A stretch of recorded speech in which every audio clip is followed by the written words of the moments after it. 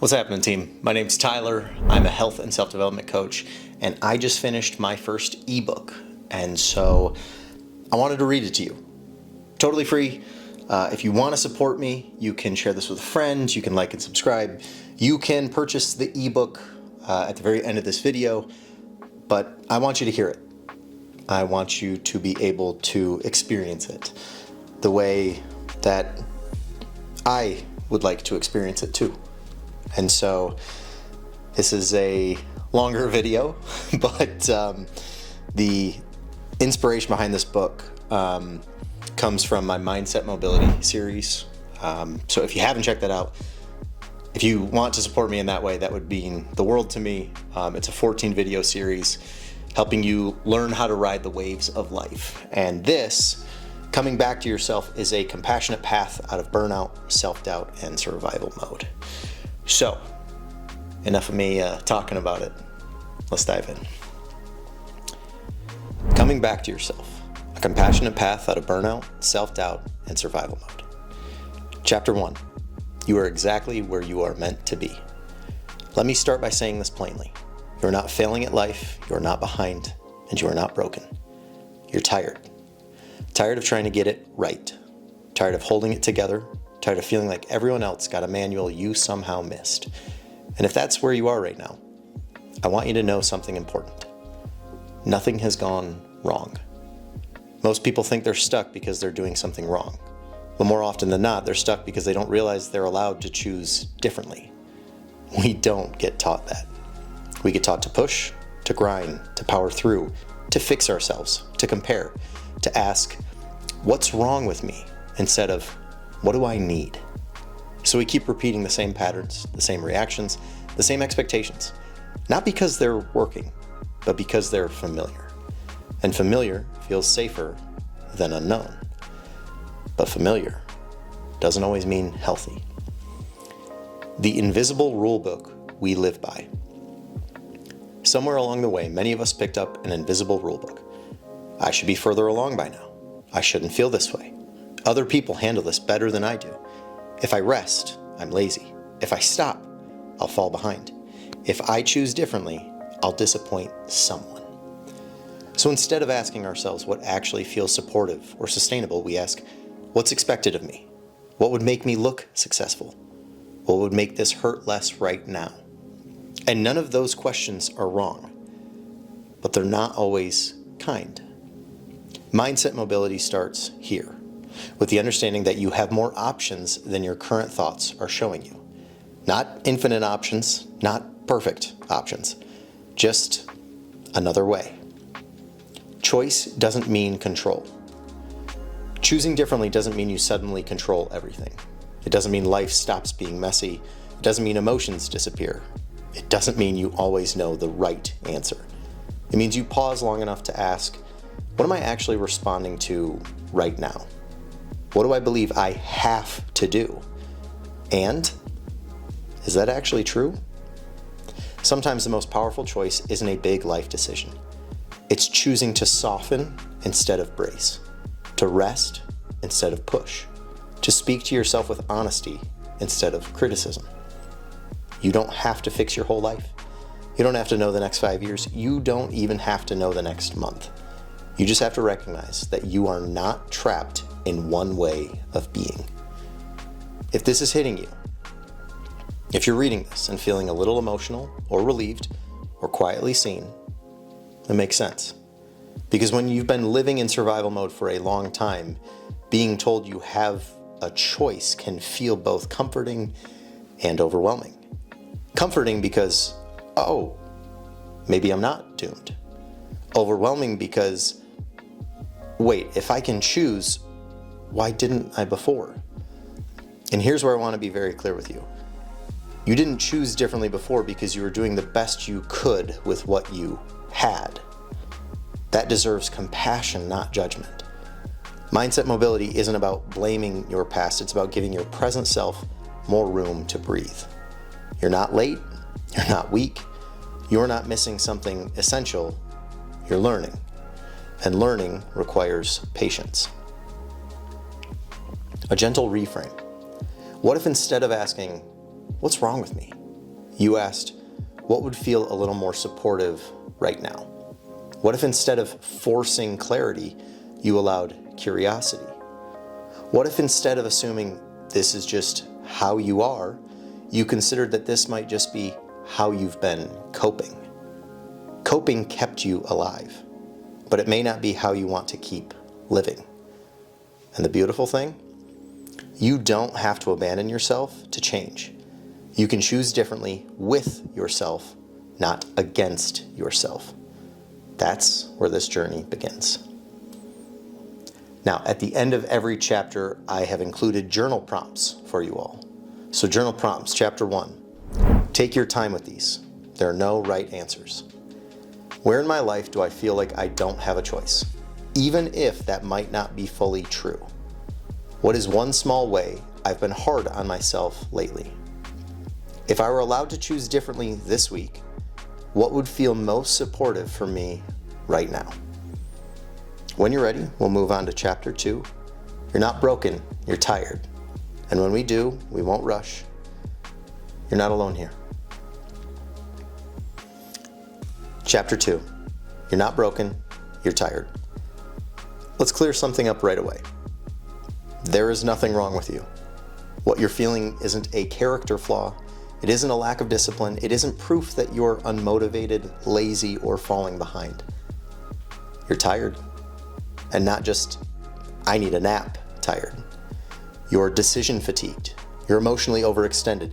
You're tired of carrying expectations that were never meant to be carried nonstop. You're tired of trying to keep up with a pace that doesn't leave room for being human. But instead of naming it as exhaustion, most of us turn it inward. Why can't I keep up? Why does this feel harder for me? Why am I not as driven as I used to be? So we assume something must be wrong with us. There isn't. When exhaustion gets moralized, somewhere along the way rest stopped being neutral. It became something you had to earn, something you were allowed only after you'd proven yourself productive enough, something you felt guilty for wanting. So when your body slows down or your motivation disappears, you don't think, I need rest.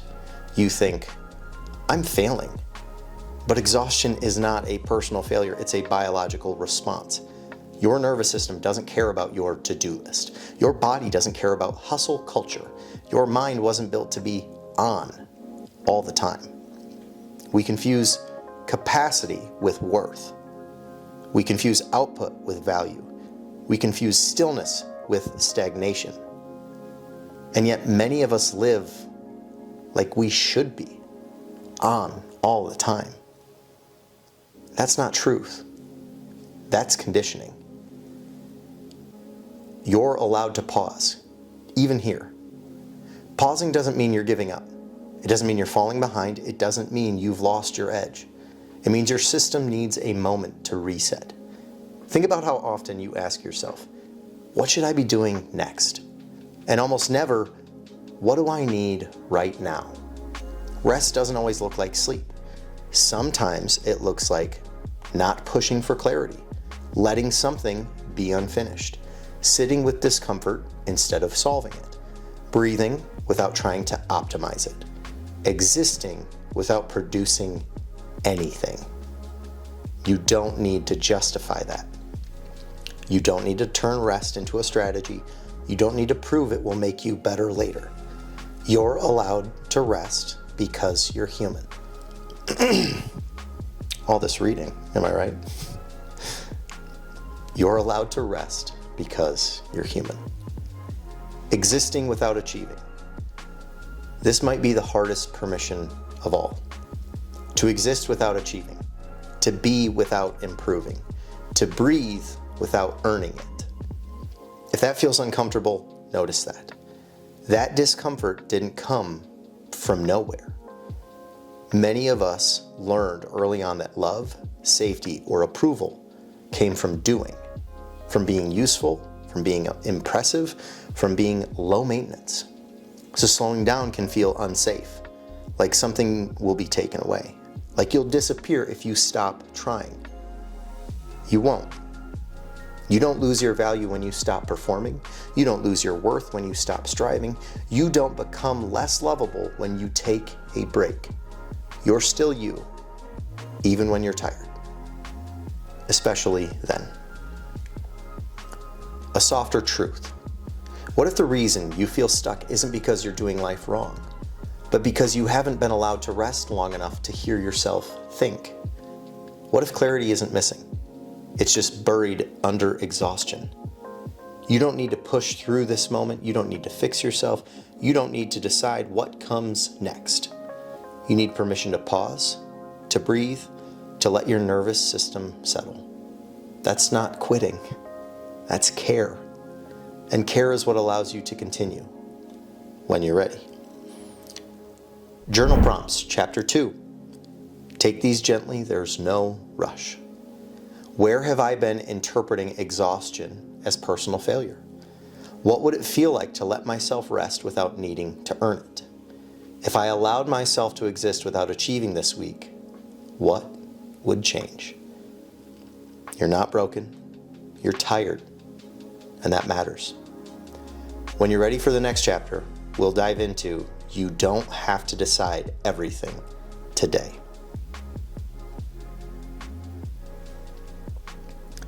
Chapter 3.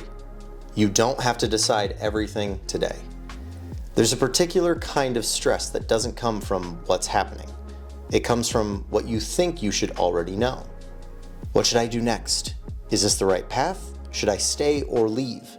Am I wasting time? And underneath all of it is a quiet panic. What if I choose wrong? So you keep thinking, replaying, weighing options, trying to force clarity out of yourself like it's something you can muscle into existence. But here's the truth that almost no one says out loud. You don't have to decide everything today. Urgency is not intuition. When everything feels urgent, it can be hard to tell the difference between intuition and fear. Fear says, decide now or you'll miss your chance. Figure it out or you'll fall behind. Everyone else seems to know, why don't you? But intuition doesn't shout. It doesn't rush. It doesn't threaten you with timelines. Intuition tends to show up once your body feels safe enough to listen. If you've been exhausted, overwhelmed, or emotionally overloaded, clarity may not be missing. It may just be quiet. And quiet things can't be heard when we're panicking. Uncertainty is not a personal flaw. Most of us were taught that not knowing is a problem, that uncertainty means we're unprepared, that hesitation means we're weak, that confidence equals certainty. But uncertainty is not failure. It's not immaturity. It's not a sign you're behind. It's a natural part of being human, especially when you're growing, healing, or shedding old versions of yourself. You're allowed to be in between. You're allowed to say, I'm not sure yet. You're allowed to let a chapter stay unfinished while you learn who you're becoming. That doesn't mean you're stuck. It means you're listening. Pressure creates noise, not answers. When you pressure yourself to decide, everything gets louder. Every opinion feels heavy. Every option feels loaded. Every outcome feels permanent. So instead of clarity, you get anxiety. Instead of direction, you get paralysis. Sometimes the kindest thing you can do is stop asking yourself to know. Not forever, just for today. You can focus on what's in front of you, on what's supportive, on what helps you feel a little steadier. Big decisions don't require panic. They require presence. And presence grows with time. Trust the process of you. You don't need to force a conclusion. You don't need to have the full picture. You don't need to have today carry the weight of your entire future. You are allowed to take this one day at a time, one choice at a time, one breath at a time. You haven't missed your moment. You're not late, and you're not failing because you don't know yet. You're becoming, and becoming is not something you rush. Journal prompts, Chapter 3. Let these be honest, not impressive? Where am I pressuring myself to have answers I'm not ready for yet? What decision am I afraid of getting wrong? If I trusted that clarity will come with time, how could I support myself today? You don't have to have it all figured out. You're allowed to pause, and you're still moving forward, even here. Next, we'll go to Chapter 4. The way you learn to survive makes sense. What do you guys think so far? You enjoying it? Can you let me know in the chat below? I really appreciate you being here. Chapter 4. The way you learn to survive makes sense. There are parts of you that you might not like very much, like when you stumble over a sentence on camera. The part that overthinks, the part that shuts down, the part that avoids, the part that people pleases, the part that stays quiet when it wants to speak. Most people spend a lot of time trying to get rid of those parts. They label them as flaws, as weaknesses, as things that need to be corrected. But what if nothing about those parts is wrong? What if they're not problems but evidence? Coping is not the same as character. You didn't wake up one day and decide to be this way. You learned, you adapted, you adjusted, you figured out how to stay safe emotionally, mentally, relationally. Every coping mechanism you have was once a solution. Maybe staying quiet kept the peace. Maybe overachieving earned love. Maybe numbing out helped you survive something overwhelming. Maybe controlling outcomes reduced chaos. Maybe people-pleasing prevented conflict. Those strategies didn't appear out of nowhere. They were intelligent responses to the environment you were in. And they worked for a while. That doesn't make you weak. That makes you human. When survival skills outlive the situation, the challenge isn't that you learned how to survive. The challenge is that survival skills don't always know when to retire. They keep doing their job long after the threat is gone. So you stay hypervigilant in safe spaces. You brace for rejection even with people who care about you. You push yourself past exhaustion because slowing down once meant something bad might happen. Your nervous system learned patterns before you had language for them. That's not your fault. And it doesn't mean you're broken. It means you're still protecting yourself the way you knew how. Compassion changes everything. Nothing begins to change through shame. You don't outgrow coping mechanisms by hating them. You outgrow them by understanding them. When you can look at a part of yourself and say, oh, that makes sense, something softens. Instead of fighting yourself, you begin to listen. And once you understand why a pattern exists, you can gently ask, do I still need this? Is this protecting me or limiting me now? Not with judgment, with curiosity. Growth doesn't come from erasing your past, it comes from honoring it and then choosing what fits now. You can thank a pattern without keeping it, and this part matters. You don't have to shame a behavior to let it go. You can say, thank you for helping me survive. And I don't need you in the same way anymore. You are allowed to update your responses. You are allowed to learn new ways of being. You are allowed to soften where you once had to harden. Nothing about that is weak. It's brave. And it takes time. You are not starting from scratch. You're not starting over. You're building from experience. Everything you've lived has shaped you. And now with more awareness, you get to decide what comes forward with you. You're not wrong for how you learned to survive. You were doing the best you could with what you had. And now you get to choose with more compassion. Journal prompts, Chapter 4. Take these slowly. Let kindness lead. What patterns in my life might have once helped me survive? Where might those patterns be limiting me now? And what would it look like to approach myself with understanding instead of judgment? You don't need to fight who you've been. You just need to understand them. And from there, you can move forward gently and on your own terms. When you're ready, we can move into Chapter 5. You are allowed to choose differently. This is fun. This is a lot of fun for me. Thanks so much. Chapter 5. You are allowed to choose differently. Once you realize you're not broken, not behind, and not failing, something else quietly shows up. Choice. Not the overwhelming kind, not the life-altering, burn-it-all-down kind.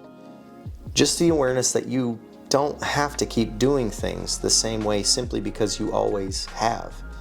And for a lot of people, that realization is both freeing and terrifying. Because if you can choose differently, then what happens next? The fear beneath change. Most people don't avoid change because they don't want it. They avoid it because they're afraid of what it will cost. What if I disappoint someone? What if I lose stability? What if I make things worse? What if I regret it? So instead of choosing differently, you stay. You stay in routines that drain you. You stay quiet when something feels off. You stay in patterns you've already outgrown. Not because you're weak, but because predictability feels safer than uncertainty, even when it hurts.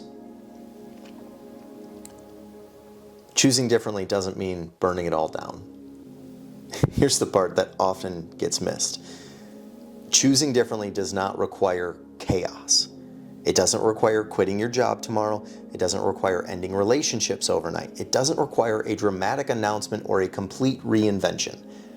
Most real change happens quietly. It looks like responding instead of reacting, settling one small boundary and honoring it, giving yourself permission to change your mind, choosing honesty over automatic agreement, doing one thing differently than you did yesterday. Those choices don't destroy your life. They slowly return it to you. You don't owe everyone the old version of you. This is where things can get uncomfortable. Because when you choose differently, people notice. Not everyone will understand, not everyone will like it. Some people benefited from the version of you who overgave, overextended, or stayed silent. That doesn't make them bad people, but it also doesn't make them the authority on who you're allowed to become. You're not required to keep betraying yourself to maintain familiarity. You are not obligated to explain every boundary.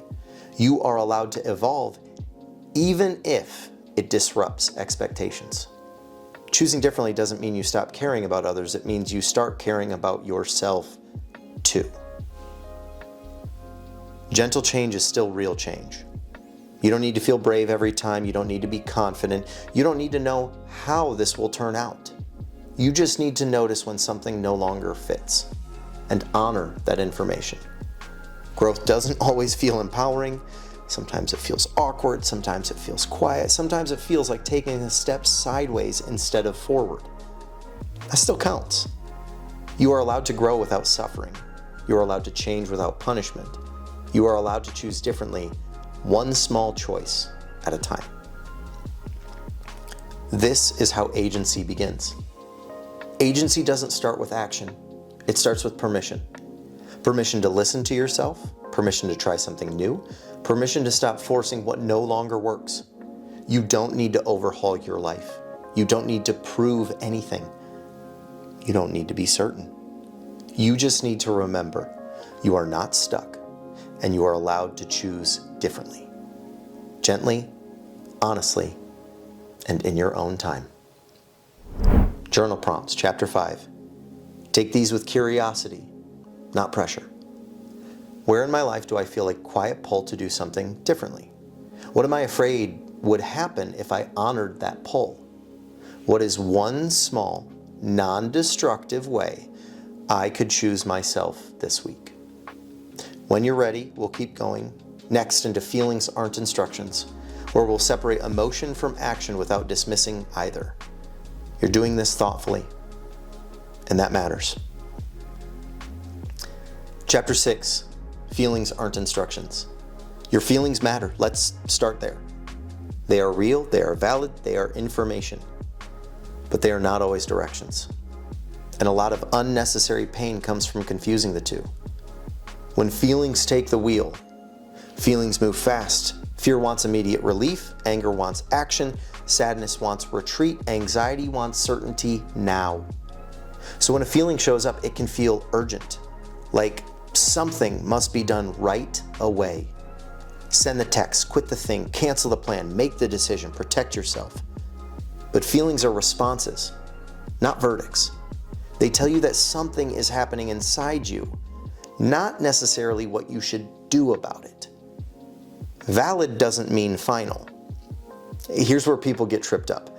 They hear, your feelings are valid, and assume that means my feelings must be right, my feelings should dictate my actions, my feelings define reality. That's a lot of pressure to put on an emotional state. You can feel angry and still choose not to lash out. You can feel anxious and still stay present. You can feel lonely and still not settle. You can feel scared and still move forward slowly. Acknowledging a feeling doesn't mean obeying it. It means listening first.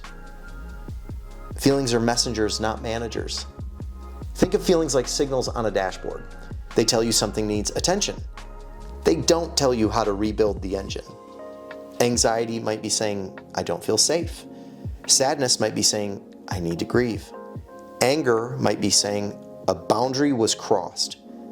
But none of those messages require immediate action. They require understanding. When you slow down and ask, what is this feeling trying to tell me?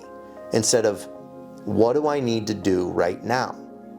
You create space between impulse and choice.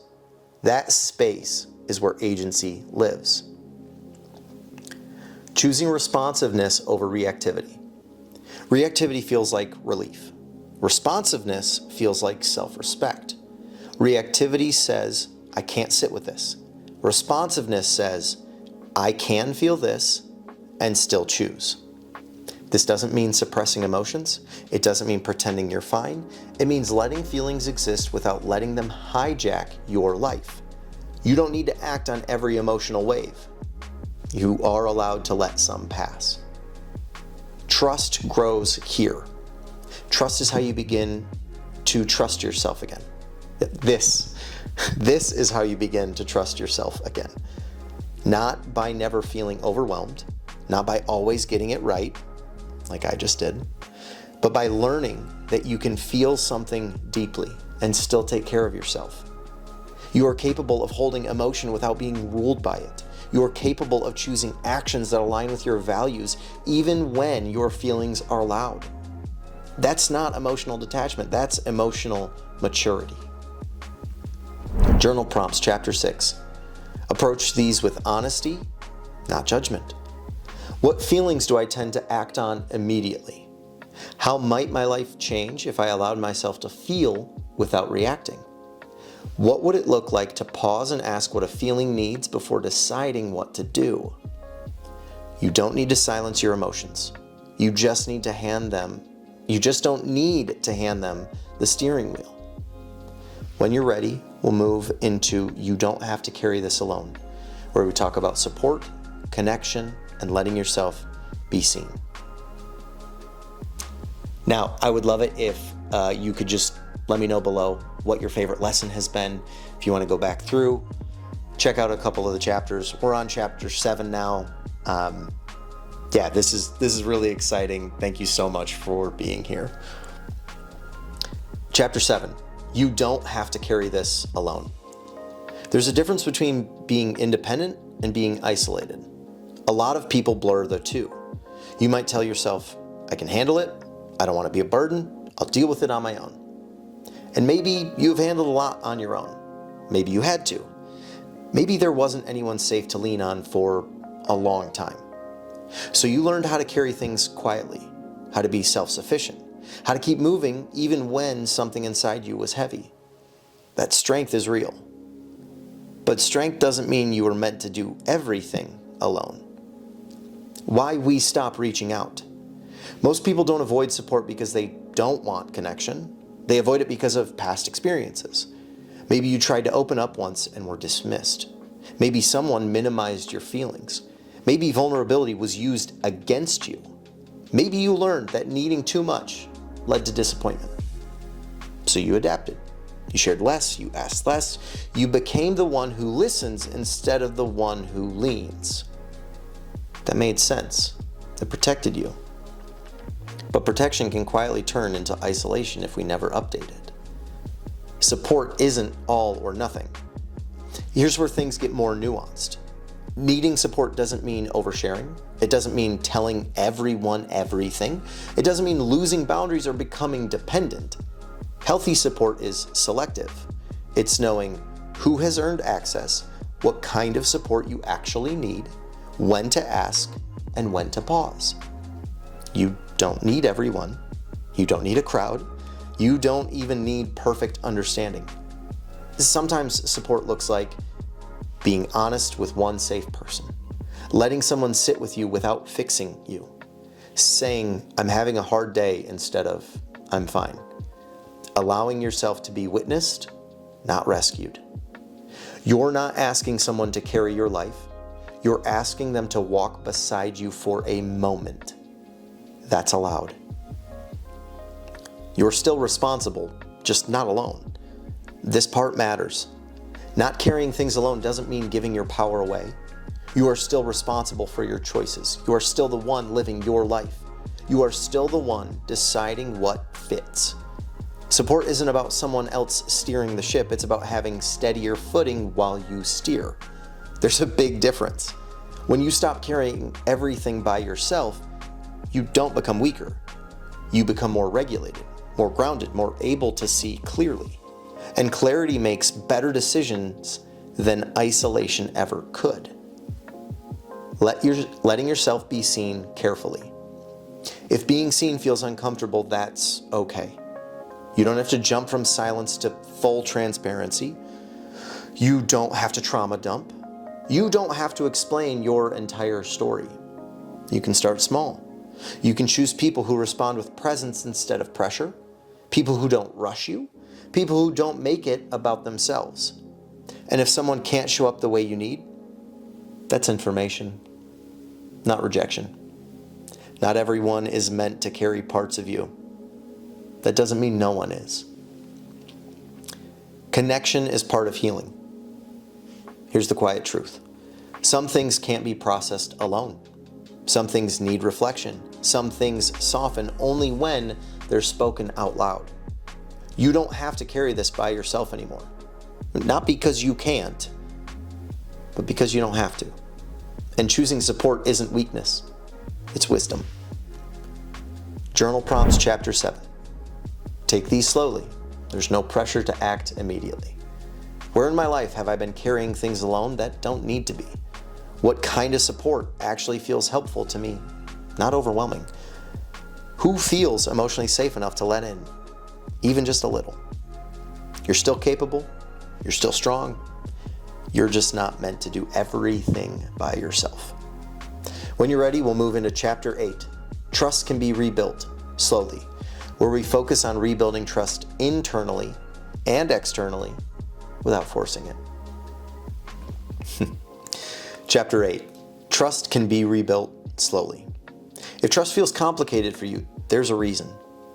Trust doesn't usually break all at once. It erodes through moments, through disappointment, through things that didn't get repaired, through people who said one thing and did another. So if part of you flinches at the idea of trusting again, that doesn't mean you're closed off. It means you remember. When trust breaks, we adapt. Most people don't stop trusting because they want to. They stop trusting because they had to. Maybe you trusted someone who didn't protect you. Maybe you gave the benefit of the doubt too many times. Maybe you stayed open longer than was safe. So you adjusted. You became more guarded, more observant, more selective. You learned how to rely on yourself. That wasn't bitterness, that was self-preservation. And it worked. Until it started costing you connection. Trust is not a switch. One of the most harmful ideas we're taught about trust is that it's binary. You either trust someone or you don't. You're either open or you're closed. You either forgive or you're stuck. Real trust doesn't work like that. Trust is incremental, contextual, earned in moments, not declared in words. You don't owe full trust to anyone just because time has passed. You don't have to get over it.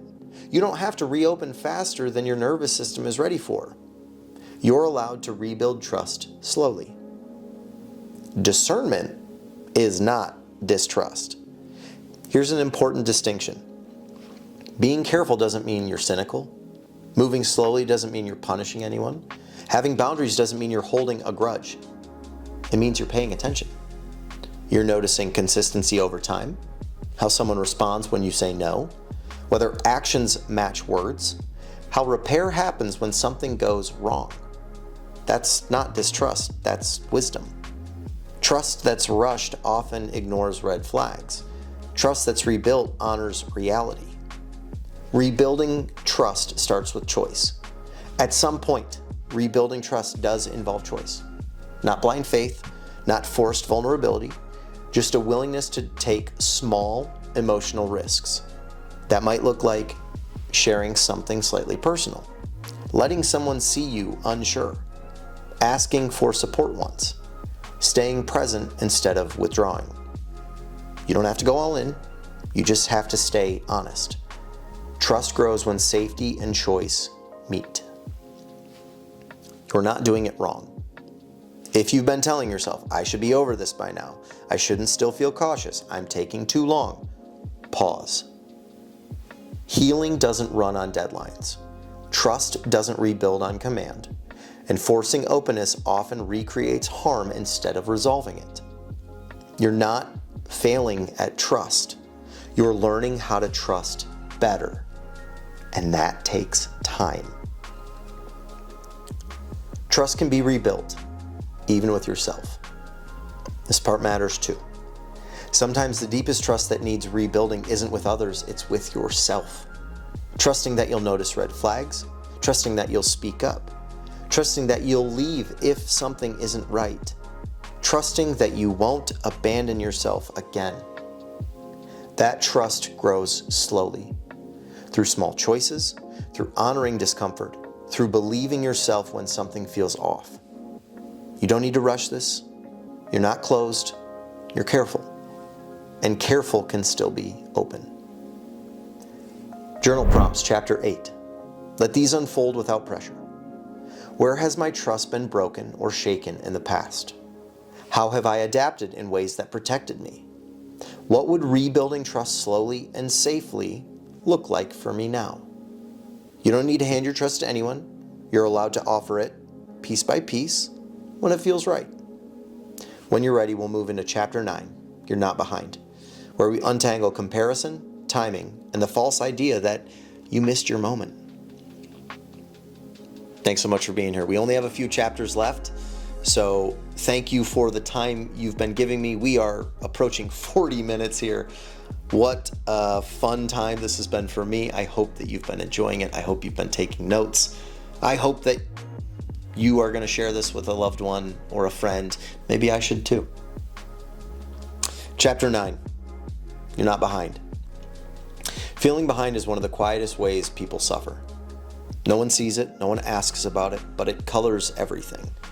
You look around and it seems like everyone else is moving forward, making progress, hitting milestones, building lives that look settled, confident, and certain.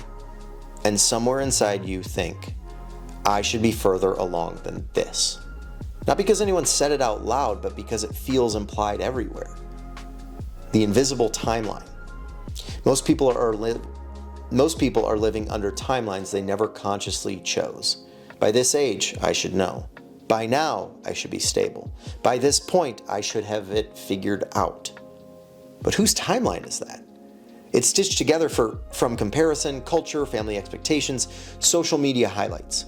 It's reinforced by seeing snapshots instead of full stories. And it convinces you that where you are now is evidence of failure. It's not. It's just where you are. Growth is not linear. The idea that life moves forward in a straight line is one of the biggest lies we internalize. Real growth loops, pauses, backtracks, rebuilds, starts again from a different angle. People who look ahead often carry unseen detours. People who look settled have made trade-offs you might not want. People who look certain may just be moving faster, not deeper. Depth doesn't always look impressive, but it lasts. Comparison distorts reality. Comparison works by removing context. You compare your inside to someone else's outside, your doubts to their announcements, your process to their outcomes. That's not fair and it's not accurate. You don't know what they sacrificed, what they're tolerating, what they rushed, what they're avoiding, and you don't need to. Your life doesn't require validation through alignment with anyone else's path. Timing is personal. There is no universal schedule for becoming who you're meant to be. Some people bloom early, some bloom late, some bloom quietly without applause. That doesn't make one better than another, it makes them different. You're allowed to take longer if that's what your life requires. You're allowed to arrive sideways. You're allowed to change direction mid-journey. Nothing about that disqualifies you. You haven't missed your moment. This part is important. The belief that you missed it is usually rooted in fear, not fact. Fear that it's too late, fear that you waited too long, fear that the window closed while you were trying to survive. But survival is not wasted time. Learning yourself is not wasted time. Healing is not wasted time. Pausing is not wasted time. You didn't fall behind. You were becoming. And becoming doesn't run on a clock. Journal prompts, Chapter 9. Move through these with honesty, not comparison. Where do I feel behind, and compared to whom? What assumptions am I making about where I should be by now? If I trusted my timing, how would I treat myself differently? You're not late, you're not off track, you're not behind. You're on your own path, and it's still unfolding. When you're ready, we'll move into Chapter 10. You can want more and accept where you are, where we make space for complexity without contradiction. 2 more chapters, team. We're almost there. Chapter 10. You can want more and accept where you are. For a long time, many people believe this is an either or. Either you accept your life as it is, or you want more. Either you're grateful, or you're dissatisfied. Either you're content, or you're driven. So when you feel both at once, it can feel confusing. Like you're doing something wrong. Like you're being ungrateful, or indecisive, or impossible to please. You're not. You're human. Wanting more doesn't mean you're rejecting the present. Wanting more doesn't mean you hate your life. It doesn't mean you're dismissing what you've built. It doesn't mean you're unappreciative or restless by default. Sometimes wanting more simply means I've grown, I'm changing, I'm noticing new needs. That's not rejection, that's awareness. You can appreciate where you are and recognize that something inside you wants to expand. Those two things don't cancel each other out, they coexist. Acceptance isn't settling. Acceptance gets misunderstood a lot. People think acceptance means give up, stop trying, resign yourself to this. That's not what acceptance is. Acceptance is saying, this is where I am right now, without shame. It's removing the fight, the self-criticism, the constant internal pressure to be somewhere else before you're allowed to be okay. Acceptance doesn't block growth, it stabilizes it. Because growth that comes from self-rejection rarely lasts. The tension is the point. There's a quiet maturity in holding both. I'm proud of how far I've come, and I still want more for myself. I'm grateful for this lesson, and I know it's not the final one. I accept myself as I am, and I'm open to becoming something more. That tension doesn't mean you're conflicted, it means you're alive. People who feel nothing don't wrestle with this. People who care do. And you don't have to choose a side. You don't need to force clarity here. You don't need to resolve the tension. You don't need to justify it. You can let more be a direction, not a demand. You can let acceptance be a foundation, not a cage. You're allowed to rest and dream, to be content and curious, to honor what is and imagine what could be. There's nothing disloyal about that. Let desire be gentle. Wanting more doesn't have to come with urgency. It doesn't It doesn't need to sound like pressure. It doesn't have to turn into comparison or self-judgment. It can be quiet, patient, curious. You don't need to rush toward it. You don't need to prove it. You can hold it lightly and trust that when it's time to move, you'll know. Journal prompts, chapter 10. Let yourself answer these without forcing resolution. Where in my life do I feel both acceptance and desire at the same time? What would it look like to honor where I am without giving up on where I want to go? If wanting more didn't mean something was wrong, how would I relate to that desire differently? You don't have to choose between being present and wanting more. You're allowed to do both. And that balance, that honesty, is part of coming back to yourself. When you're ready, we'll move into the final chapter, coming back to yourself. All right, team, last one. Thank you so much for being here. There is a small note at the end, but I really appreciate your time. Thank you so much. So much. It means so much to me that you would listen to these words, to the lessons. I'm really grateful for my community. So thank you so much for being here. Chapter 11, coming back to yourself. At some point in life, many people realize they're not lost. They're just distant from themselves. Not because they didn't try, not because they didn't care, but because they spent a long time listening outward instead of inward. Trying to be what was needed, trying to be understood, trying to keep up, trying to make it work. And somewhere along the way, they learned how to function without fully checking in. So if this book felt familiar, if it felt like it was naming things you've quietly carried, that's not a coincidence. It means you're already on your way back. Coming back isn't becoming someone new. This isn't about reinventing yourself. It's not about fixing your personality or upgrading your mindset. Coming back to yourself is about remembering what feels true, remembering what matters, remembering how to listen to your own signals again. It's realizing that the parts of you that felt muted, rushed, or pushed aside were never gone, just waiting for space. You don't need to become someone else. You need to stop abandoning who you already are. You know more than you think. Throughout this book, you may have noticed something quietly happening. You didn't get a formula. You didn't get a checklist. You didn't get instructions on how to live your life. And yet, clarity probably, hopefully, showed up anyway. That's because insight doesn't always come from being told what to do. It comes from being given permission to listen. You already know when something feels off. You already know when you need rest. You already know when you're forcing something that no longer fits. Coming back to yourself means trusting that knowledge again, slowly, gently, without pressure. This is an ongoing relationship. There's no final version of you to arrive at.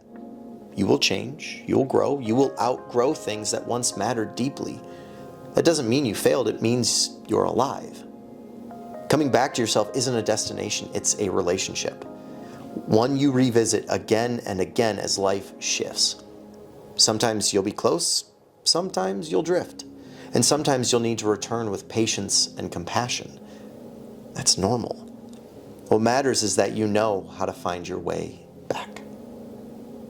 You don't need to rush from here. There's no next step you need to take immediately, no pressure to apply what you've read, no requirement to transform anything overnight. You can let this land. You can revisit parts when you need them. You can move forward slowly. Trust that when something inside you is ready to shift, you'll feel it. And when it's not, that's okay too. You're allowed to live at the pace that keeps you connected to yourself. A quiet reminder. You're not behind. You're not broken. You're not doing this wrong. You are learning how to listen again, how to choose with intention, how to hold yourself with more honesty and care. And that matters. You don't need to search everywhere for answers. You don't need to be harder on yourself to grow. You don't need to disappear to become someone worthy. You're already here. And that's enough. Journal prompts, final chapter. Take these as reflections, not tasks. What does coming back to myself mean to me right now? What helps me feel most grounded and like myself? What is one way I can stay connected to myself moving forward? Thank you for being here. Thank you for slowing down, for listening, for choosing honesty over urgency. You don't need to have it all figured out. Just keep coming back to yourself. That's where everything begins. Okay, team, a final note from me. If you made it here, I just want to say this. Thank you. Thank you for giving yourself the time and space to read this. Thank you for slowing down. Thank you for being willing to look inward with honesty and care. That's not nothing.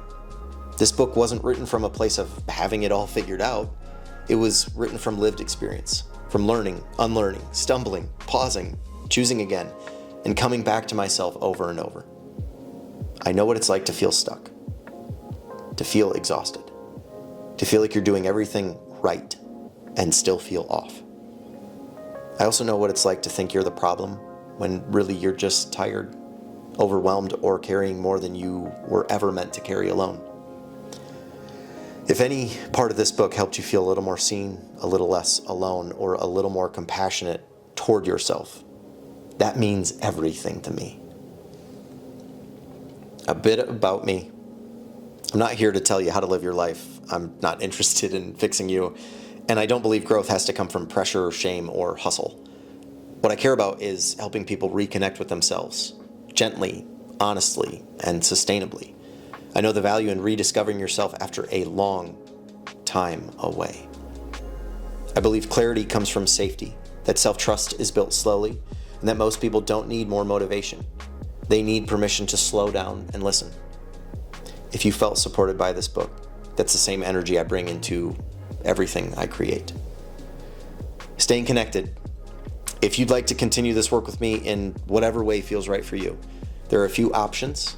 If this book or my work has helped you, share it with someone who might need it. Tag me in a post or story on socials. Gift this book to someone random in your life. And if you want to stay connected, you can engage with content online at officialtylerbuckingham on all socials. Work together more directly, officialtylerbuckingham@gmail.com, or simply support the work from a distance. There's no right way to be here, and if now isn't the time, well, that's okay too. One last thing. You don't owe me anything for reading this. Not attention, not loyalty, not action. If this book served you, that is more than enough. Keep what resonated, leave what didn't. Come back to it when you need it. And most importantly, keep coming back to yourself. I'm really glad you're here. And I'm grateful our paths crossed, for however long they did.